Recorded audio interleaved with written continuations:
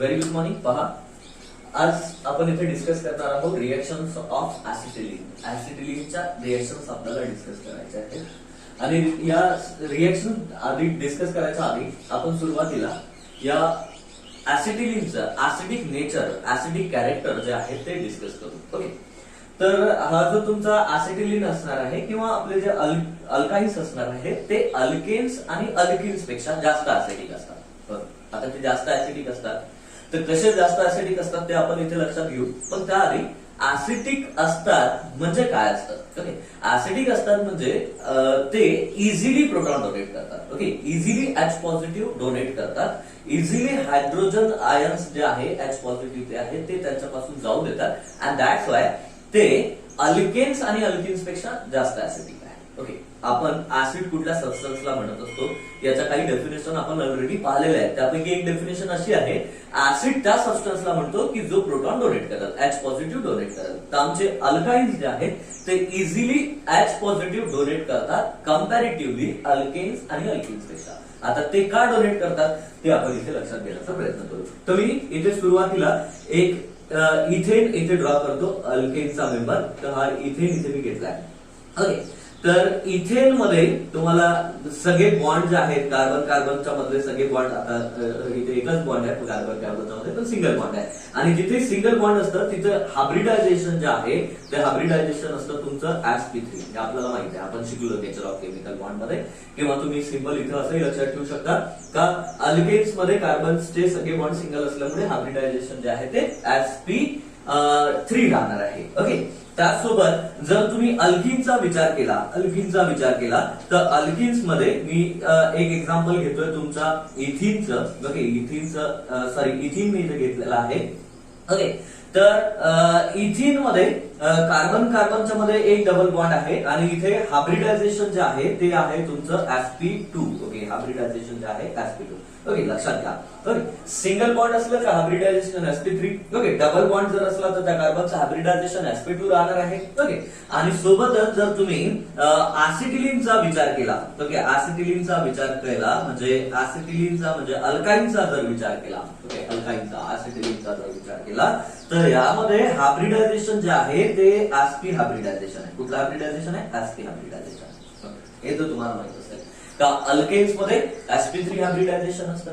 Okay, alkynes मध्ये sp2 hybridisation असतं आणि यांच्यामध्ये sp हायब्रिडायझेशन आहे. हे तर आम्हाला ऑलरेडी माहित आहे. ओके, मग आता हायब्रिडायझेशन sp2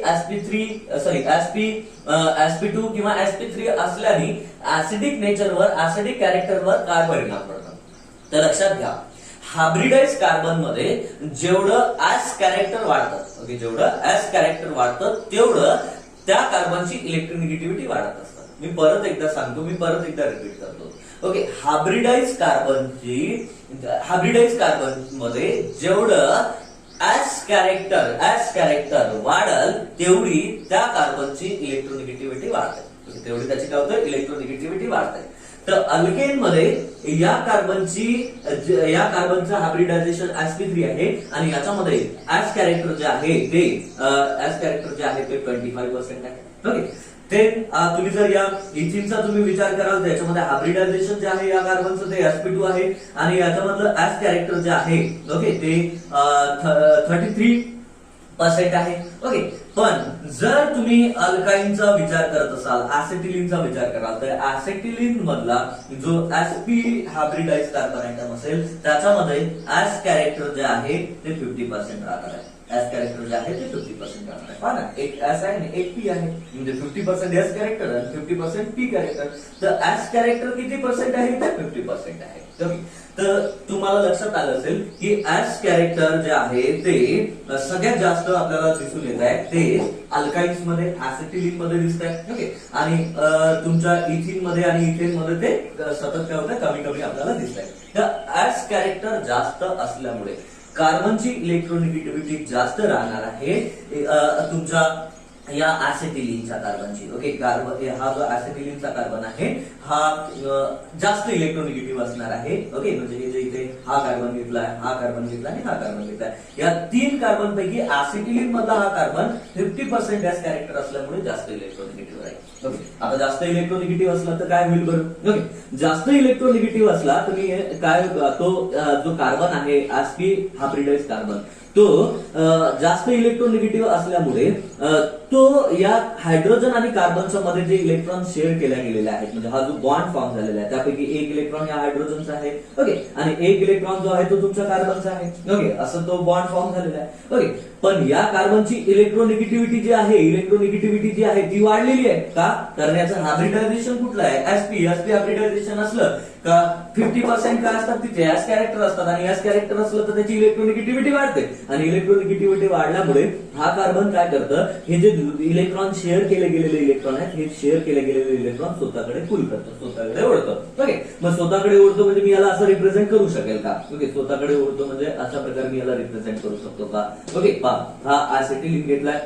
ओके, या ऍसिटिलीन मधला हे जे काही 2 इलेक्ट्रॉन कार्बन आणि हायड्रोजन मध्ये आहेत, या दोघांमधले जे आहेत हे दोन्ही इलेक्ट्रॉन कार्बननी स्वतःकडे ओढलेत, आणि हायड्रोजन थोडासा हायड्रोजन कडून स्वतःकडे ओढत आहे. ओके, तर इलेक्ट्रोनिगेटिव्ह असल्यामुळे आता पुढच्या केस मध्ये काय होईल, मी इथे दाखवूनच देतो तुम्हाला की या इथला काय होईल, बॉन्ड जो आहे तो ब्रेकच होऊन जाईल. ओके, कारण काय, बॉन्ड फॉर्म झालेला आहे बिकॉज एक इलेक्ट्रॉन हायड्रोजनचा आहे, एक इलेक्ट्रॉन तुमच्या कार्बनचा आहे, पण कार्बन दोन्ही इलेक्ट्रॉन स्वतःकडे ओढतोय. तर अशा केसमध्ये होईल असं का हा जो हायड्रोजन आहे तुमचा, ओके, हा हायड्रोजन इथे in the form of H positive detach होऊन जाईल. ओके, आणि या कार्बनवर हे तुमचे 2 इलेक्ट्रॉन, ओके, हे दोन्ही इलेक्ट्रॉन आहेत ते कार्बनकडे राहून जातील, म्हणजेच कार्बनवर निगेटिव्ह चार्ज येईल. ओके, तर या केसमध्ये तुमच्या लक्षात आलं असेल की 50% ऍस कॅरेक्टर असल्यामुळे इलेक्ट्रोनिगेटिव्हिटी ऍसिटिलीन मधल्या sp हायब्रिडाइज कार्बनची जास्त असल्यामुळे तो ते इलेक्ट्रॉन कार्बन आणि हायड्रोजनच्या मधले स्वतःकडे ओढतोय, आणि त्यामुळे कार्बन आणि हायड्रोजन मधला बॉन्ड ब्रेक होतं, आणि तिथून H पॉझिटिव्ह म्हणजे तुमचा प्रोटॉन जो आहे तो निघून जातो. ओके, आता लक्षात घ्या, हा H पॉझिटिव्ह जो आहे तो या ऍसिटिलीन मधून इझिली निघून जातो. ओके, निघून जातो म्हणजे आपण असं म्हणू शकतो का हा ऍसिटिलीन हा H पॉझिटिव्ह इझिली डोनेट करतात. ओके, हो, इझिली डोनेट करतो असं आपण म्हणू शकतो. मग हा ऍसिटिलीन जर इझिली H पॉझिटिव्ह डोनेट करत असेल तर हा ऍसिड व्हायला पाहिजे, बरोबर आहे. आपण ऍसिड त्या सबस्टन्सला म्हणत असतो जो इझिली H पॉझिटिव्ह डोनेट करतो. तर अशा प्रकारे हा ऍसिटिलीन जो आहे तो easily hydrogen H positive donate करतो, आणि म्हणून हा ऍसिडिटी नेचर आहे. ओके, आता परत लक्षात घ्या, जसं मी तुम्हाला हा कार्बन आणि हायड्रोजनच्या मधातला बॉन्ड ब्रेक होताना दाखवला, इथून H पॉझिटिव्ह तुम्हाला बाहेर जाताना दाखवलेला आहे, तसंच हा इथलाही जो कार्बन आहे, हा जो कार्बन आहे हाही कार्बन जो आहे हा sp2 हायब्रिडाइजच आहे. sp2 हायब्रिडाइज नाही, sp हायब्रिडाइजच आहे. ओके, याच्यामध्ये पण हायब्रिडाइज 50% ऍस कॅरेक्टर आहे. ओके, आणि त्यामुळे हा इथलाही बॉन्ड जो आहे तो ब्रेक होईल, म्हणजे इथेही, ओके, इथेही आपल्याला हा H पॉझिटिव्ह जिथून आउट झालेला आपल्याला दिसू शकते, इथूनही हायड्रोजन ऍटम अशाच प्रकारे निघू शकते. ओके, तर एक ऍसिटिलीनचा molecule 2 hydrogen 2 H positive easily काय करू शकते, डोनेट करू शकते, लूज करू शकते, अँड दॅट्स वाय आमचा ऍसिटिलीन जो आहे तो ऍसिडिक इन नेचर आहे. ओके, तेच जर तुम्ही अल्केन्सचा विचार कराल तर अल्केन्स मध्ये कार्बनची इलेक्ट्रोनिगेटिव्हिटी कमी आहे. ओके, आणि याची इलेक्ट्रोनिगेटिव्हिटी ऍस कॅरेक्टर कमी आहे म्हणून इलेक्ट्रोनिगेटिव्हिटी कमी आहे, इलेक्ट्रोनिगेटिव्हिटी कमी आहे म्हणून हा हायड्रोजन ऍटम किंवा हा हायड्रोजन ऍटम अल्केन्स किंवा अल्किन्स मधला इझिली ब्रेक होऊ शकत नाही, निघू शकत नाही, H पॉझिटिव्ह म्हणून बाहेर निघू शकत नाही, आणि म्हणून हे लेस ऍसिडिक आहे आणि हा मोर ऍसिडिक आहे.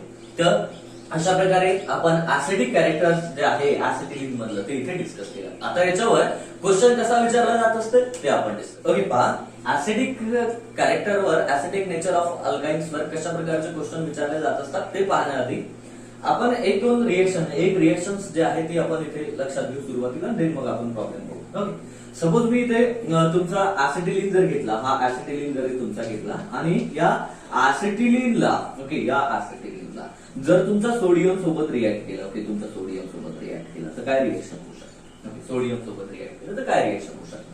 आपल्याला माहिती आहे की या कार्बनचं हायब्रिडायझेशन sp आहे. sp हायब्रिडायझेशन असल्यामुळे याच्यामध्ये हा कार्बनचं ऍस कॅरेक्टर जे आहे ते 50% झालं. 50% एस कॅरेक्टर झाल्यामुळे हा कार्बन इलेक्ट्रोनिगेटिव्ह झाला. इलेक्ट्रोनिगेटिव्ह झाल्यामुळे इथले इलेक्ट्रॉन हा कार्बन स्वतःकडे ओढत म्हणजे H पॉझिटिव्हला इथून आउट करणार आहे, H पॉझिटिव्हला इथून काय करणार आहे, गमवणार आहे. ओके, बरोबर आहे. ओके, म्हणजे हा इथून हायड्रोजन ऍटम जो आहे हा आपण इथून काय करू शकतो, या कार्बनचा इझिली काय करू शकतो, रिमूव्ह करू शकतो. ओके, बरोबर आहे. तर आता या केसमध्ये पहा काय होतं. ओके, जेव्हा ऍसिटिलीन सोडियम सोबत रिॲक्ट होतं तर इथे सोडियम आणि हायड्रोजनच्या मध्ये रिप्लेसमेंट होते, म्हणजे सोडियम हायड्रोजन एकमेकाला काय करतात, रिप्लेस करतात. ओके, आणि जर सपोज मी इथे 2 मॉलिक्युल्स तुमच्या ऍसिटिलीनचे घेतले, ओके, 2 मॉलिक्युल जर तुमच्या ऍसिटिलीनचे घेतले, ओके, आणि 2 सोडियमचे जर तुमचे ऍटम जर घेतले तर सोडियम हायड्रोजनला हायड्रोजन सोडियमला किंवा सोडियम हायड्रोजनला एकमेकाला काय करतात, रिप्लेस करतील. ओके, आणि आपल्याला अशा प्रकारचा एक प्रोडक्ट जो आहे तो तिथे ऑब्टेन होणार आहे. ओके, हा प्रोडक्ट लक्षात आला का? ओके, परत पहा आणखी खाली पण सेम प्रोडक्ट आपल्याला भेटणार आहे की ओके ठीक आहे, इथे काय असणार आहे, हा सोडियम. ओके, अशा प्रकारचा प्रोडक्ट भेटणार.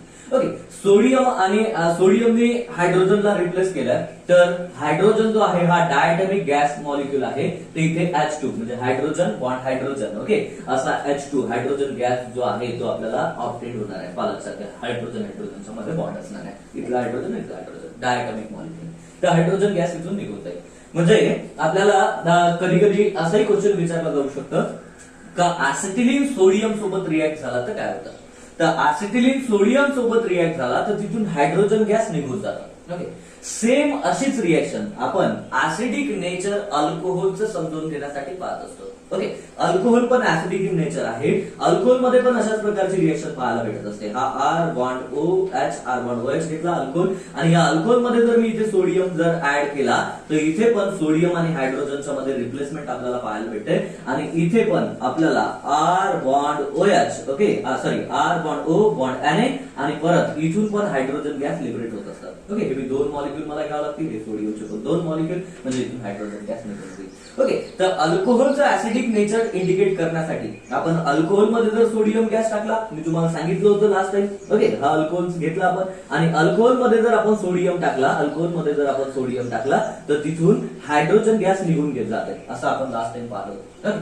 तर सेम तशाच प्रकारे ऍसिटिलीन सोबत जर आम्ही सोडियम रिॲक्ट केला तर तिथूनही हायड्रोजन गॅस निघून जात असतात. ओके, आता परत एक गोष्ट लक्षात घ्या, ऍसिटिलीन जो आहे त्या ऍसिटिलीनची रिॲक्शन सोडियम सोबत जर केली तर इथून हायड्रोजन गॅस निघून गेला. ओके, हा प्रोडक्ट आपल्याला भेटलेला आहे. ओके, आता हे अल्कोहोलला आपण बाजूला ठेवू सध्याचं. ओके, आता परत गोष्ट एक लक्षात घ्या, हा जो प्रोडक्ट इथे भेटलेला आहे या प्रोडक्टची जर अगेन रिएक्शन आपण सोडियम मेटल सोबत केली, अगेन सोडियम सोबत हा रिएक्ट झाला समजा. ओके, हा जो भेटलाय आपल्याला याची रिएक्शन परत मी जर सोडियम सोबत केली, ओके, इथे न करता इथे 2 स्टेप मध्ये रिएक्शन करून देतो. हा भेटलेला प्रोडक्ट इथे घेतोय. ओके, हा हायड्रोजन तुमचा, हा ट्रिपल बॉन्डेड कार्बन सपोज हा तुमचा हा घेतलाय, आणि हा तुमचा एन सोडियम. ओके, अशाच प्रकारे दुसराही मॉलिक्युल्स काढतोय. ओके, हा घेतलाय. ओके, आता याची रिएक्शन जर परत सोडियम सोबत केली, याची रिएक्शन जर परत सोडियम सोबत केली तर परत काय होईल तुम्ही लक्षात घ्या. ओके, हा जो कार्बन आहे हाही कार्बन जो आहे तो sp सॅप्लिडाइज आहे, म्हणजे याच्यामध्ये 50% एस कॅरेक्टर आहे, आणि 50% एस कॅरेक्टर आहे म्हणजे याची इलेक्ट्रोनिगेटिव्हिटी जास्त आहे ना. ओके, तर त्यामुळे हाही या हायड्रोजन मधले इलेक्ट्रॉन स्वतःकडे सोडणार आहे, म्हणजे हाही हायड्रोजन डिटॅच होऊ शकते. तर एक क्वेश्चन इथे लिहिलेला आहे, predict the alkynes amongst the following that react with the sodium metal to liberate the hydrogen. म्हणजे या खाली दिलेल्या अल्काइन्स पैकी कुठले अल्काइन्स जे आहेत ते तुमच्या हायड्रोजन ऍटम सोडियम मेटल सोबत रिएक्ट होतील, आणि सोडियम मेटल सोबत रिएक्ट झाले तर तुम्हाला हायड्रोजन ऍटम लिबरेट करतील, हायड्रोजन ऍटम देतील. ओके, हायड्रोजन गॅस देतील, असं तिथे विचारलेलं आहे. हायड्रोजन ऍटम नाही, हायड्रोजन गॅस लिबरेट करतील. ओके, असा क्वेश्चन विचारलेला आहे. तर आपण चेक करू कुठले खाली दिलेल्या अल्काइन्स पैकी असे कुठले अल्काइन्स आहेत की जे सोडियम सोबत रिॲक्ट होतील आणि सोडियम सोबत रिॲक्ट झाल्यानंतर हायड्रोजन गॅस लिबरेट करतील. चेक करू. ओके, तर इथे तसं तर नावावरूनही आपल्याला लक्षात यायला पाहिजे, पण नावावरून सध्या आपल्या लक्षात येणार नाही. सुरुवातीला मी तुम्हाला याचं स्ट्रक्चर काढून दाखवतो, आणि मग त्याची रिएक्शन आपण सोडियम सोबत करू, हायड्रोजन गॅस लिबरेट होतं का नाही चेक करू. ओके, तर हा आहे तुमचा but 1YN. Okay, but means 4 carbon याच्यामध्ये असले पाहिजे, 1 2 3 आणि हा 4 कार्बन असले पाहिजे. ओके, 1 इंडिकेट करतं की ट्रिपल बॉन्डची पोझिशन पहिल्याच नंबरचा कार्बनला आहे. ओके, पहिल्याच नंबरचा कार्बनला आहे. ओके, आणि त्याला 1 हायड्रोजन द्यावं लागेल. आता या कार्बनला 1 हायड्रोजन द्यावं लागेल, तेव्हा कुठं कार्बनची व्हॅलन्सी 4 होईल नाही का.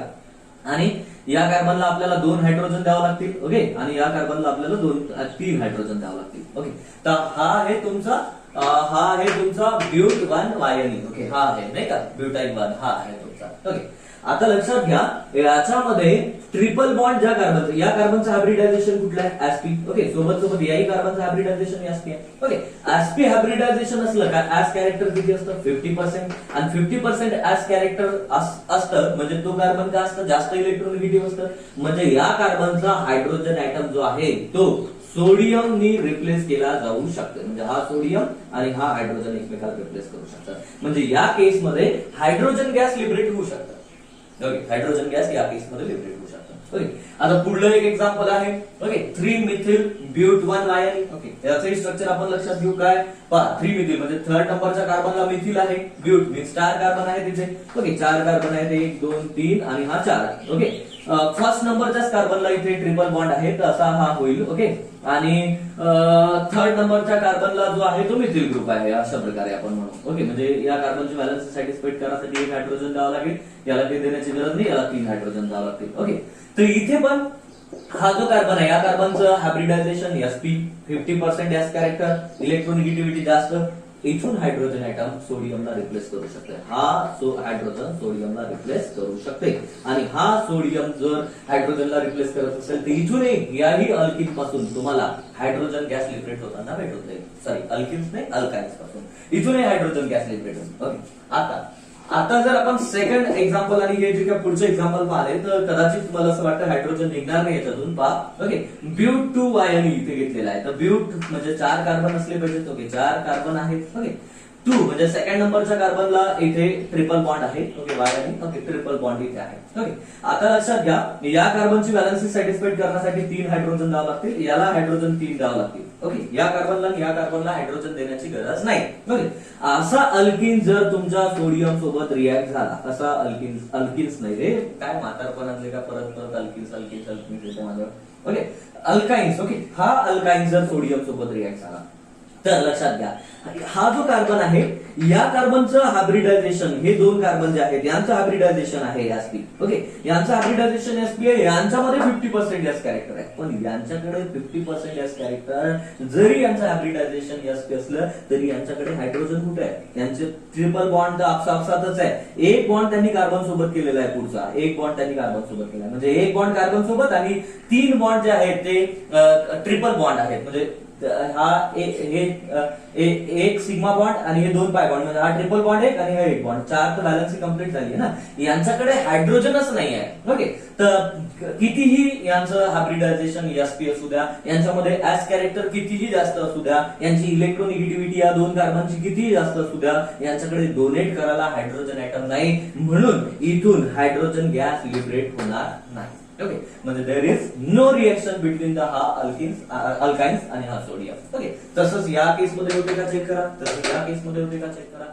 अशा प्रकारे सिंपल क्वेश्चन यावर विचारले जाऊ शकतात.